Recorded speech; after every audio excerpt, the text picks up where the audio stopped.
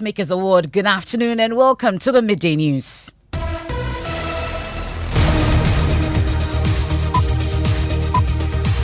We're live on Joy 99.7 FM here in Accra and Kumasi on Love 99.5 FM. We are live on myjoyonline.com, live in all 16 regions. We're on Kekeli Radio in Ho, Radio Max in Takrade, A1 Radio in Bogatanga. We're live on X Spaces. We're on Facebook. The Midday News is supported by Petrol Sol, your clean fuel in full quantity. Petrol Sol is always a delightful experience. Also brought to you by Dura Plus Ghana Limited, producers of quality PVC and HDPE pipes and water tank. We are the only water storage tank with a level indicator where Dura Plus goes. Water flows. This afternoon, Board of Directors of Cement Manufacturing Companies also to face penalties of up to 3 years in jail under the Trade Minister's proposed LI for non-compliance with cement price regulations. In case of body corporate, every director and officer of that body corporate is deemed to have committed that offense.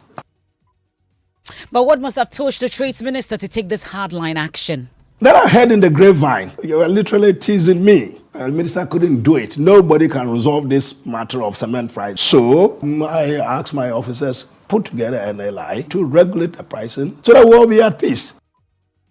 But the Subsidiary Legislation Committee is raising issues ahead of the formal laying of the LI. I have looked at the Ghana Standards Authority Act. I have looked at the LI. I believe strongly that some provisions of the LI will be in conflict with the Parent Act.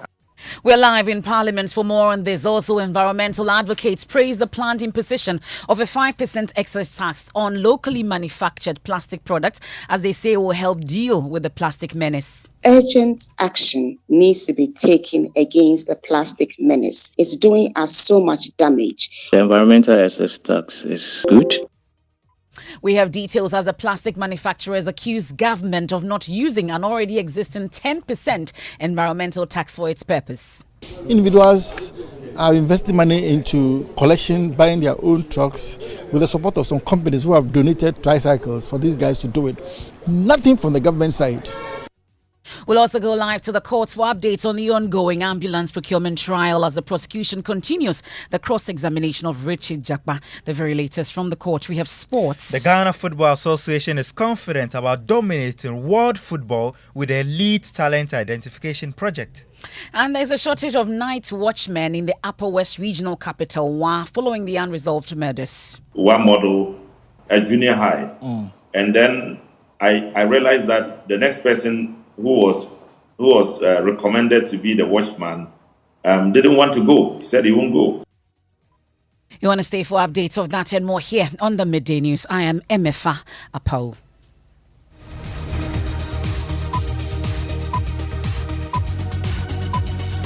Many thanks for your company. This is your home of independent, fearless and credible journalism. We're digging now and details are emerging in the proposed legislative instrument in which the Trade and Industry Minister seeks to prevent cement manufacturers' exploitation of the public.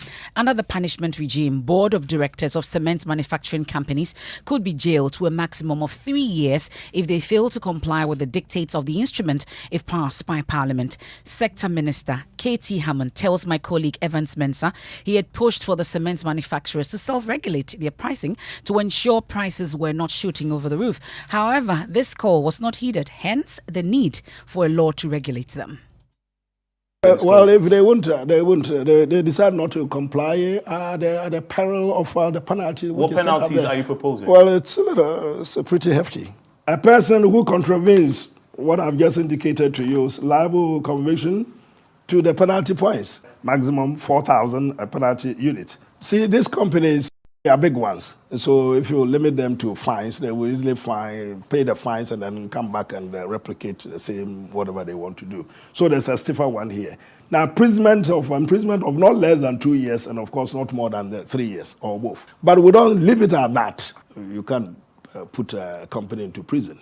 And so we go on to make clear that if it's a corporate... who specifically suffers this? So yeah, in case of body corporate, every director and officer of that body corporate is deemed to have committed that offence, if it is the case that you have the offence.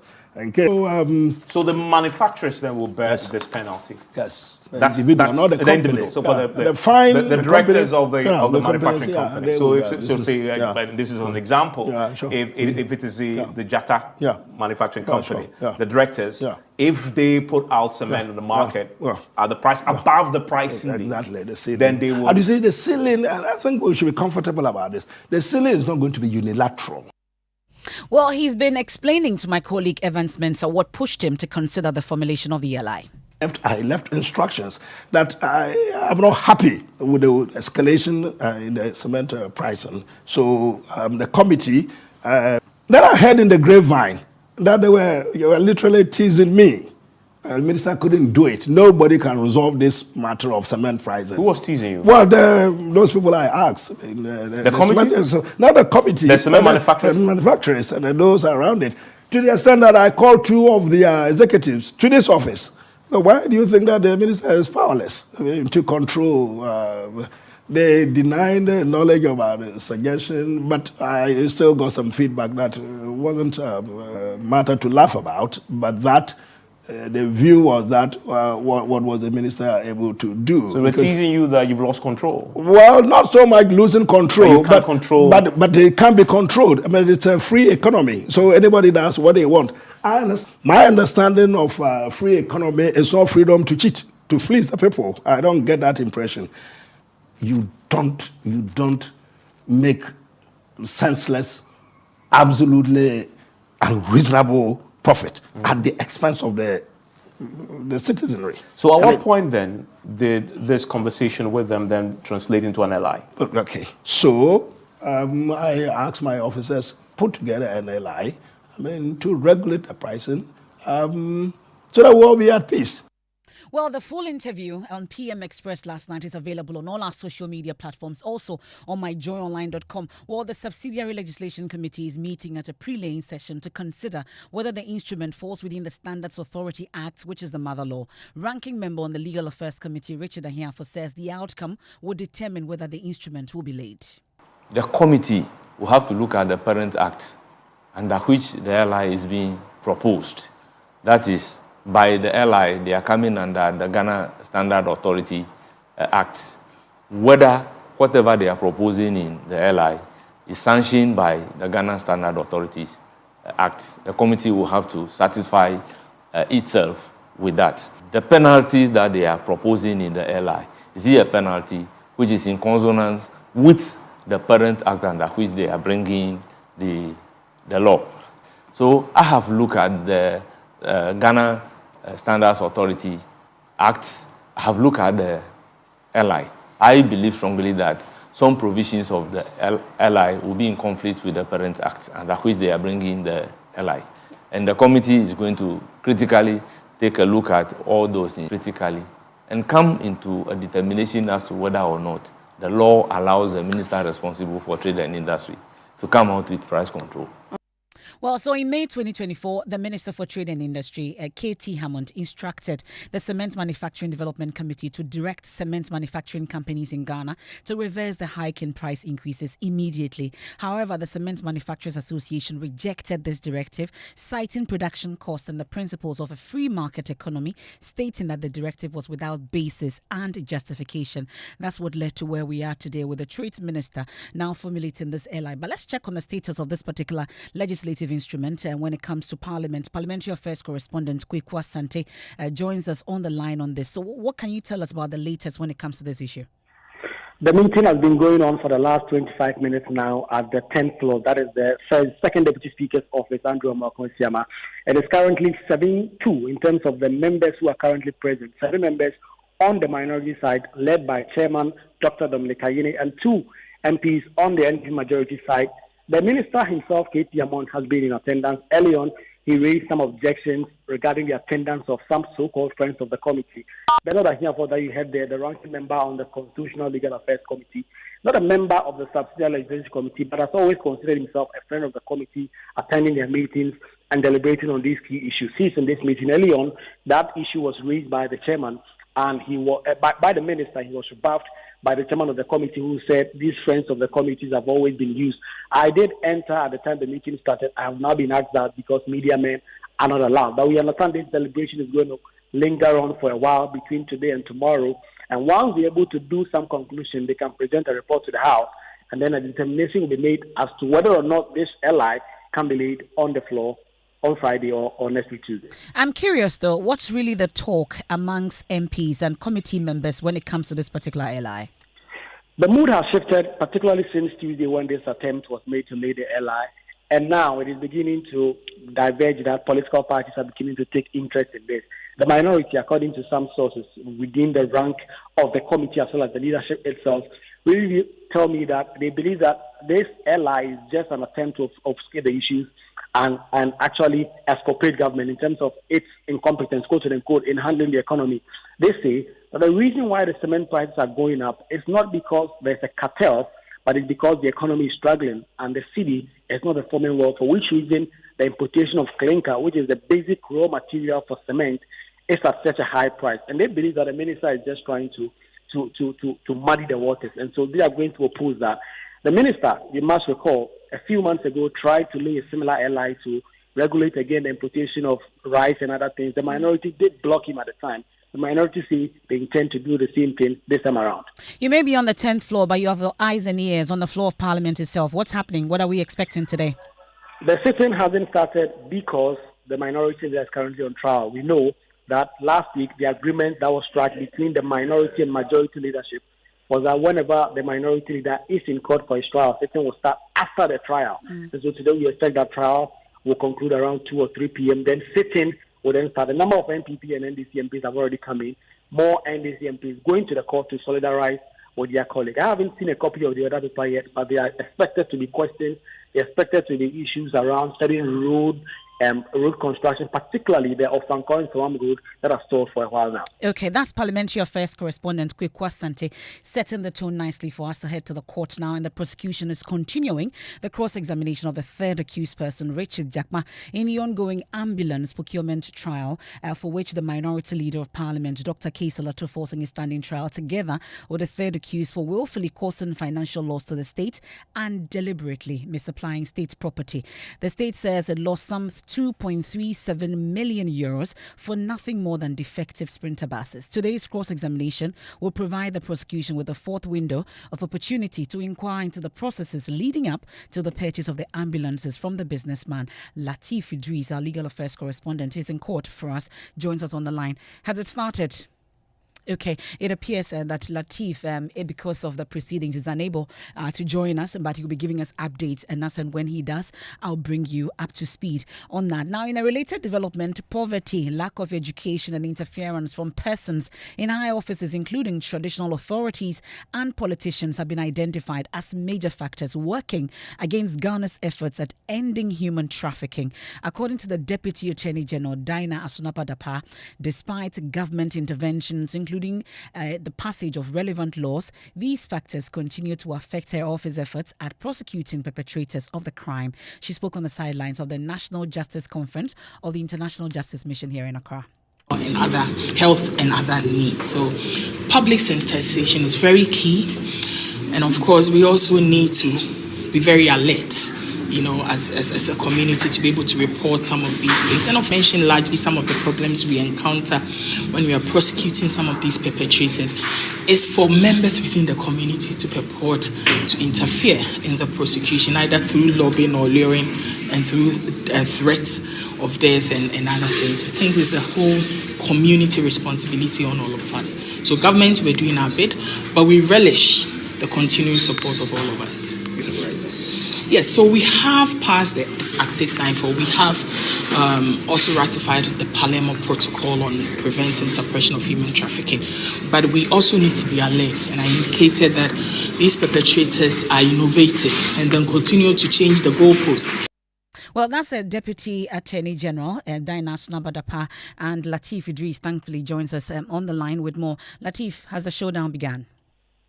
Yeah, Emefa. So Richard Jakma has been called to the witness box as we speak with you. The Deputy Attorney General, Alfred Chiayebua, who is undertaking the cross-examination today, is the one cross-examining Richard Japa, and the first question he put to him is, when you appeared the last time, you made a case that the seal that was on the LC was the seal of the substantive finance minister. Is that the case? And this is the quote. That's the quote I've just given you. That's the question which is Japa has been asked, and he's asking for documents to verify if indeed that was his words before he goes on to answer. And the judge quickly intervened and said that he didn't refer to any document when asking the question, and so he should go ahead and answer. I'm sure by now Richard Japa has given the answer to the first question that has been put to him by the Deputy Attorney General who is undertaking the cross-examination for the Apawu. Well, Latif, let me leave you to rush back into the court so you don't miss anything. And that's our legal affairs correspondent, Latif Idris, giving us update on that cross-examination that's currently underway. Now, environmental advocates are lauding the planned imposition of a 5% tax on locally manufactured plastic products. They believe this measure will contribute significantly to addressing the pervasive issue of plastic pollution.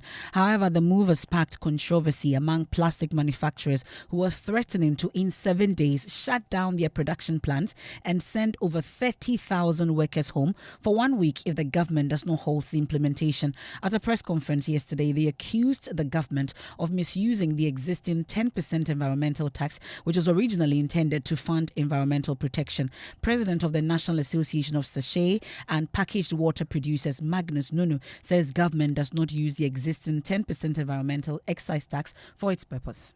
If it is to manage plastics, right? We have gone, and I have been privileged to be part of those meetings. So many meetings about this plastic, national plastic policy here and there, and we go so much city, so much talk shop. In all these things, we've been trying to write a comprehensive policy paper for plastics, and we have not been able to. But if you check, plastics is being managed, it's being carried. Who is doing it? This is the private sector. Individuals are investing money into collection, buying their own trucks with the support of some companies who have donated tricycles for these guys to do it. Nothing from the government side. So it means that the enjoyment is the influence that coming. Or if everybody uses it, that means that you can get a lot of money from there.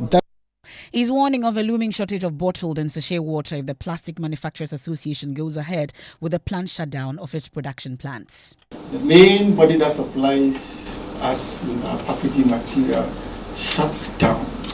What does it mean? It means that you wake up on the day they shut down and there will be no bottled water, there will be no sachet water. Automatically, we have to fall in line by default. Because we can't package it in paper. We still have to package it in plastic materials, be it bottled water or sachet. Here, it is the consumers who will have to endure the hardship of going without water. We can now hear from one of the environmental advocates, founder for the African Youth Alliance for Chemicals and Waste, Kwame Ofori. He says the tax is a good way of managing the plastic menace, but says there should be a reduction. The environmental excess tax is something that is good, and I believe that it could help build a way of strengthening some of these plastic issues that we are facing, particularly the plastic challenge that we are facing within our system. I believe it's a good. I believe it's a good thing, and one of the things that maybe we could talk about here is the reduction of maybe the 5%. If there's a way for a good negotiation. Well, the coordinator for Eco-Conscious, Awula Sewa, wants a single-use plastics to be banned. Let's hit the education front now. And students at the Accra College of Education are still bearing the brunt of the strike embarked upon by the Colleges of Education Teachers Association of Ghana, CTAG, on the 14th of June. Academic activities on the campus have been grounded to a halt, with students compelled to study on their own or in groups while their lecturers are away.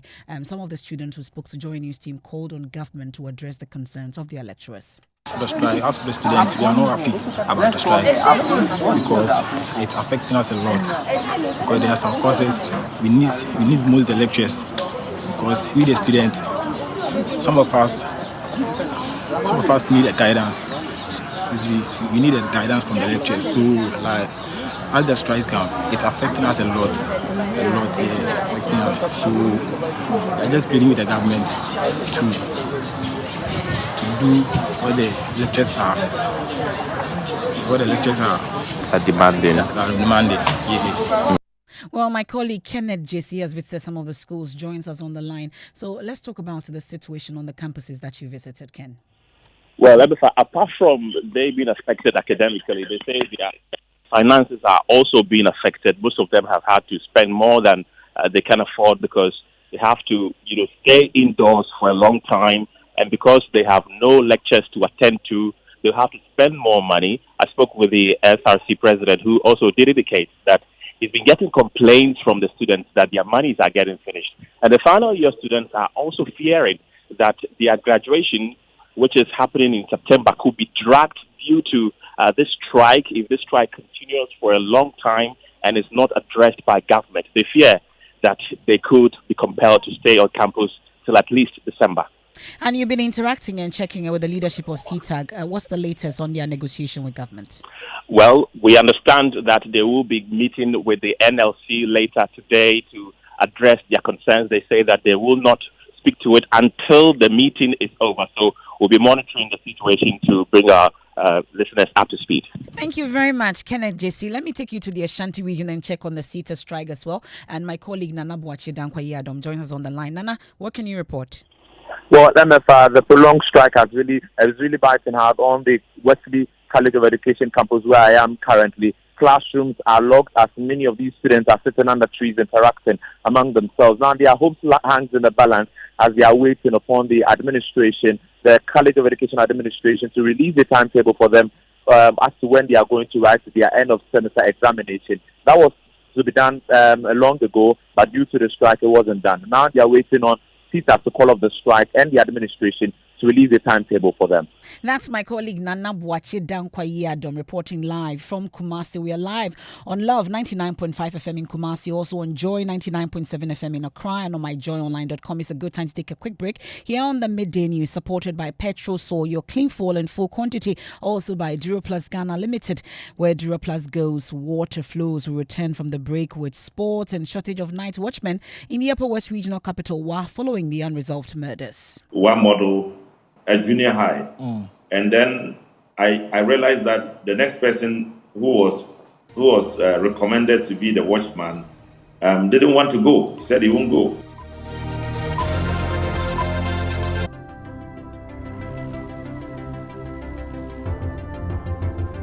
When budgets are tight and money difficult to come by, you want to be sure you get the best value for your money. These are not times to be spending money fixing expensive engine problems because of cheap fuel and lubricants. Drive to a petrol source station today and buy your quality fuel and lubricants, and rest assured of fuel that lasts long and lubricants that prevent expensive engine problems. Hear the sound. Petrosol, clean fuel in full quantity. The luckiest. Luck is everywhere, for everyone, yeah. The luckiest. Luck is everywhere, for everyone, yeah. Doctors, nurses, barbers, drivers, bouncers, friends, teachers, bankers.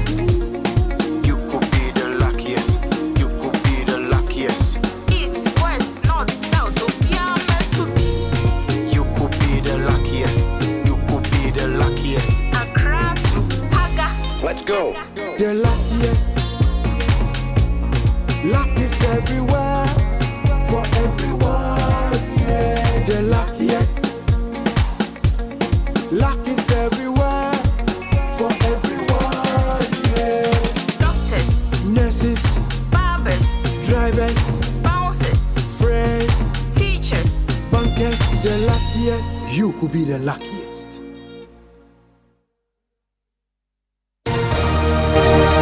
Thanks for staying with us on the Midday News. Time for sports. Move around. Yes, Emefa. So the technical director of the Ghana Football Association, Professor Joseph Minta, has revealed plans that promise to see Ghana dominate world football with the Elite Talent Identification Project. The initiative is to scout and nurture the brightest young talent across the nation to form the backbone of the national teams. The entire project is set to roll out across all regions, ensuring no talent goes unnoticed. The local long-term goal or target is to unearth talents, develop talents, and develop the youth for our youth national team so that we can feed into the senior national team. The target is to get every region one academy. So maybe in the next 5, 6, 7 years, each region will have its own academy. And that is where you can assemble all the best talents for each region. And then from there, we tap from the pool, and then they feed the youth national teams, and then grow to be part of the senior national teams. Ghana should be the chain. The supply chain should keep going. And as a result, our target is to be in the World Cup and, if possible, conquer the world. Yep, conquer the world. Joseph Minta is the technical director of the Ghana FA. Thank you very much, Mubarak. It's time for our Clean Air series, and women working in small-scale palm oil production face severe health risks from hazardous conditions involving high heat and constant exposure to toxic smoke. Thousands of women are being sickened and risking death from illnesses resulting from their work. Mona Lisa Frimpong reports from Oforikrom in the Ashanti region. Vivian and Charity are some of the thousands of women whose health is threatened by the harmful effects of cooking with firewood. According to the World Health Organization, nearly 4 million people each year die from household smoke produced by dirty stoves and fuels. According to Medical Coordinator for Doctors in Business Organization, Dr. Florence Boampunsim, she says the smoke will cause a range of illnesses. Sometimes it even goes as far as triggering asthma, So there's triggering of respiratory issues like asthma, we have the skin blemishes, we have the respiratory breathing problems, the blurred vision. It actually goes hand in hand with other kind of exposures, but wood to the same kind of gas that comes out causes that, because it's quite dangerous to our health. For females, Dr. Boampunsim says they are likely to suffer from hormonal imbalance from long-term exposure to smoke. So it causes hormonal imbalance for some of the women. We also have low immunity. So the more you are sitting by these gases that are being exposed from the firewood, it causes a lot of dehydration issue. Dirty cooking practices are also contributing to climate change. Despite her painful symptoms, Vivian Fori rarely seeks medical care. In Ghana, we all do not like going for checkup. As long as I am able to stand on my 2 feet, I am okay. We get so sick often coming into contact with this high heat and smoke. If you do not drink blood tonic for a week or in a month, you will be seriously ill. That's Mona Lisa Frimpong's story there for our Clean Air series today. And this story was a collaboration with New Narratives. Funding was provided by the Clean Air Fund. The funder had no say in the content of the story. And now the unresolved murder of 2 night watchmen in the Apawu regional capital, Wa, is pushing some night watchmen to abandon their post. The 2 incidents were recorded at the Wa East Education Service Office and the Wa Model JHS School. 10 days on, the police is yet to make any arrests. We can hear from the Wa Central MP, Dr. Rashid Pelpour. So far, no such arrest has been made. It's still like a mystery, and nobody has been found to be anything close to the murder case as of now. So we are still far away from the reality of the finding the suspects and getting any prosecution to go on. Now, health experts are warning of a looming disaster if urgent measures are not taken to mitigate the exponential rise in non-communicable diseases in Ghana. The Silent Epidemic is our new hotline documentary co-produced by Emmanuel Jivenu and Sarah Mabladi Souza. They are highlighting the cost burden on individuals, the health system and the national economy. A silent epidemic is sweeping through Ghana, affecting millions of lives. Non-communicable diseases are a growing threat to global health, and the cost burden is staggering. If you ask me as a clinician, one condition I fear most, in fact I fear diabetes even more than cancer, because once your sugar is so high, it affects virtually all tissues. Look out for NCDs, The Silent Epidemic. It airs on Monday, 1st July 2024 at 8:30 p.m. on the Joy News channel and all our social media platforms. And it's time for M and J. Yeah. What's happening? M without the J. Where is J? Okay, let's go on. What's happening? A lot is trending, Emefa. Napo is trending, Retire is trending, and medical is trending. Let me tell you why Retire is trending. Nationwide protest, and this one was posted actually by the group. We know the group that organized the Occupy Jolobi House, Fix the Country. Yes. Yeah, they posted Retire nationwide demonstration protest, and it's the 21st to 23rd September, and it got a lot of people talking. And this one here says, Mubarak Kasim says, despite being beyond tire, we must not react impulsively. It is election year and it's easier to vote based on genuine feelings. This one here from Eric Boatin says, I think we should channel that energy to vote for independent candidates as MPs and vote against NPP and NDC. We're tired. On why medical is trending, some months back, he made comments suggesting that he's richer than Nigerian musician Asake. So a fan actually posted something, and medical came to respond. I totally respect what you're saying, but Asake no get money past me. Now guess what? Just some hours ago, Asake posted a video of himself in his new private jet with a caption "new." And you know what Twitteratists are doing? They've gone back to Medical's post in a VAR checking to see if the post that he made is still there, and they are saying that the post is no longer there. And people are asking Medical and his gang who said they are richer than Asake. What you did? Some of them are saying Omwada. Buy private jets. Omwada.